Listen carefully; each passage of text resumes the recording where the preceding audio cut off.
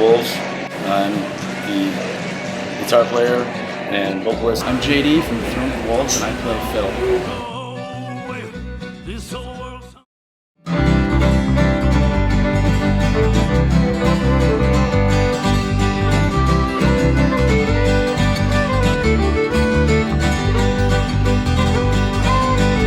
My daddy was no rich man, and he ain't never had no luck.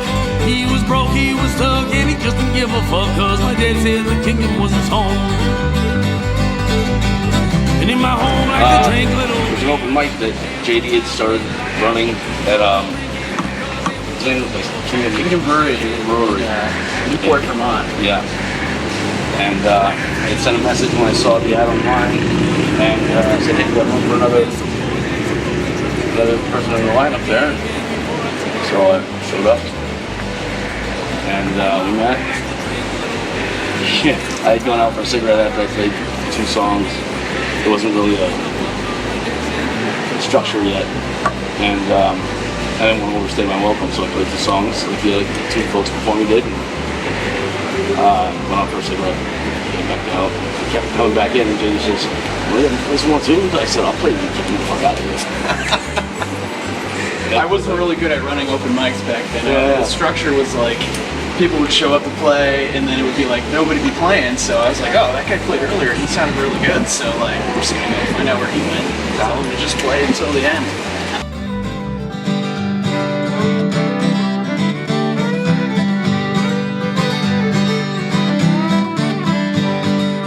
We get this time slot at this small festival in Western New York. It's actually taking place again right now, this weekend. And it's called Family Hoedown. And this one, Colleen Bielmeyer, runs it. And she gets everything. It's kind of set in place that she did a great job. And we were so happy to be on the lineup with some of these amazing bands like Blind Owl Band, Full Faces, Dirty Blanket, like all these guys were, you know, and to see our name up there with theirs on the poster, it was kind of surreal. I still have that poster. Yeah, me too. The lady that was booking this festival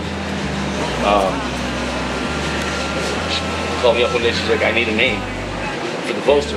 And we just hadn't even thought of it. You texted me of like 10 names. Yeah. And you're like, which one do you like? And I said, Throne of Wolves. And you're like, me too. Yeah, I happened to be writing this song at the time that had that line in it, and it was so fitting. Yeah. Being on the lineup with you, we were on the lineup with, we'd only played together maybe 5 times, I think, before we went and did our first performance. And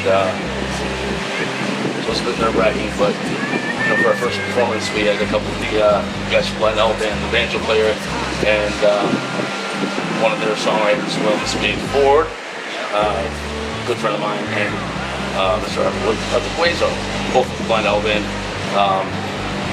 And Arthur also has some solo stuff out. Amazing guys. I get to play with them. You know, we get to have them back at some point stage at our first performance of this intense, and so weird for that. Yeah, that was a good time.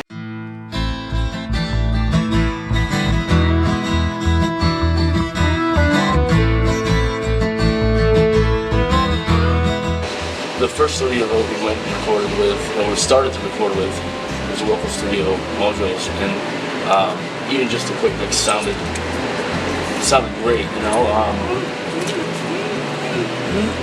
It was very much our sound. Yeah, you know, yeah, pretty unadulterated, and it captured us well, I think. But we couldn't get back in there in the timely fashion that we were trying to finish it up. And so we ultimately ended up going and recording a Kitty recording company. We did a great job as well. But I think we're talking about maybe shooting the next one, recording the next one with Wolfers. We really like the way that they captured our sound. For the final recording of the album, we went in and we recorded them all in a day, and that was a lot. It was a long day. A lot of stress on my voice. Yeah. And but it was a good experience nonetheless. And it was during COVID, so to even have another studio that would take anybody during COVID was It was cool. I think I emailed like 10 or 11, 10 or 15. Right. And Jason Phelps. He was like, That's, what? Yeah, he asked something like, yeah. oh, what made you guys go with us? And I was like, you're the only one that emailed us back. But he did a good job.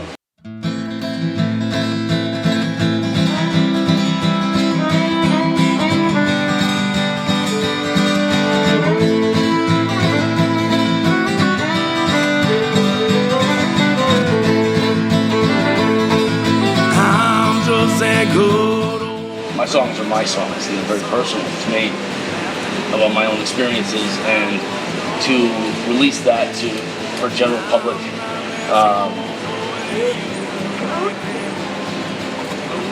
consumption, and therefore feelings on all that. You know, sometimes they're not so favorable, and that's cool. I can respect that choice. And thankfully, most people are gracious enough to understand that music is personal and written about one's own personal experiences. So, but I don't know. I don't really know what I'm doing. I just do it, and this is all unexpected for me, and I never expected to play in a band. I never expected people to like my songs. You know what I mean? So everything else has been a bonus. Yeah. I picked it up later in life and wanted to. I was going to do it. You know? Yeah. For me, releasing the album is like, I actually didn't listen to it for weeks because I just hearing myself play. It's like the artist curse. You hear your own stuff and you're just like, always thinking about something. Almost better. Yeah. And I actually couldn't even bring myself to listen to it. Like, finally. My brother actually just put it on. It's on like Spotify and all that stuff. He puts it on and he has it going in the house, and I'm like, it just kind of hit me like, oh, for a second I didn't know like what that band was. But then like, you messaged me. like, You messaged me and you're like, hey, I must have known it's on Spotify. yeah, I was like, wow, it's actually not terrible, you know. But yeah, I'm really proud of the album. Really happy how it came out. We were able to use our time wisely with COVID, everything being shut down. You know, there was nothing else going on. So it's difficult because we don't live close to one another. We don't, yeah. You know, the actual number of practices that we've had in the time we've been playing, I didn't even count on. And Nick Palermo plays bass. Nick Palermo, who's too, we featured him playing bass. And he practiced with us a few times too, but then like it was kind of like moment. It's kind of cool because Nick's an amazing bassist, but his style is not what you would expect with our music. And even for me, I was like, man, it sounds kind of weird, but it's pretty freaking cool. You know, so we just I talked to you about it, and we played with him a few times. Yeah, and he did a good job. Yeah, he did a great job. Having the bass just makes us sound so full. An album sounds like a full band and bass. Yeah, we really like to make another album. Yeah. We're talking about doing that pretty soon.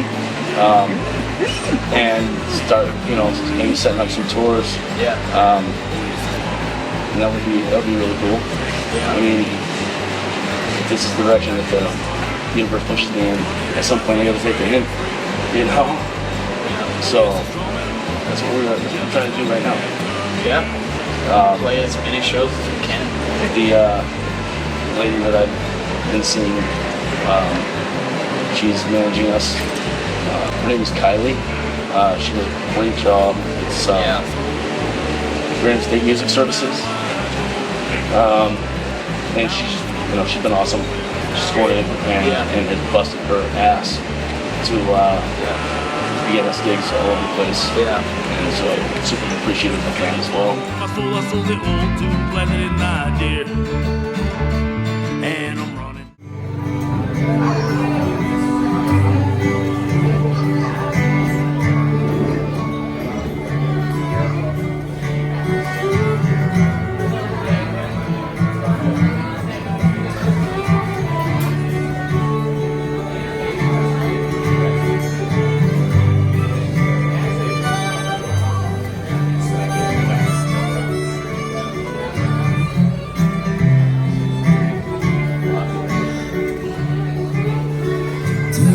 Girl,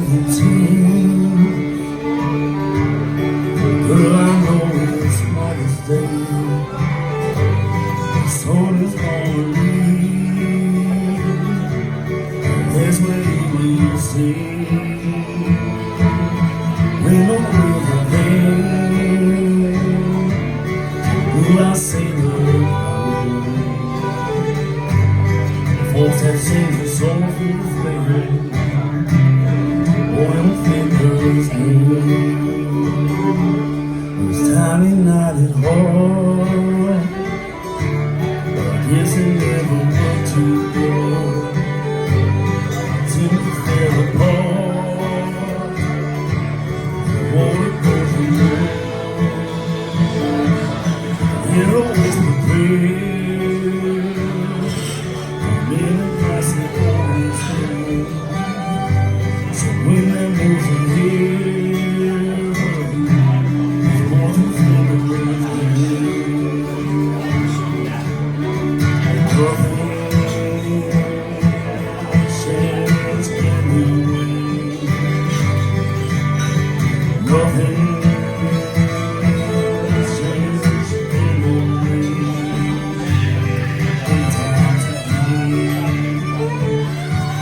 It doesn't know a soul.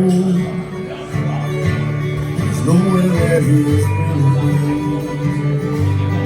He won't travel long, long.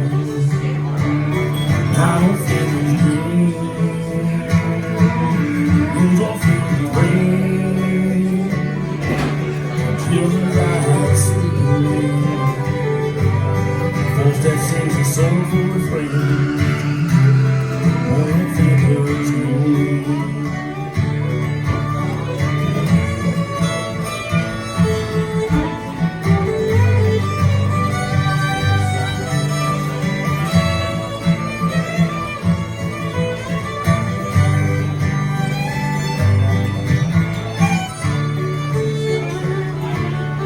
Doesn't know the soul. There's nowhere that he's really been. Travel long, long. I don't feel his green. You don't feel the rain. Children's eyes sleeping. Folks that sing the soulful refrain. Morning fingers green.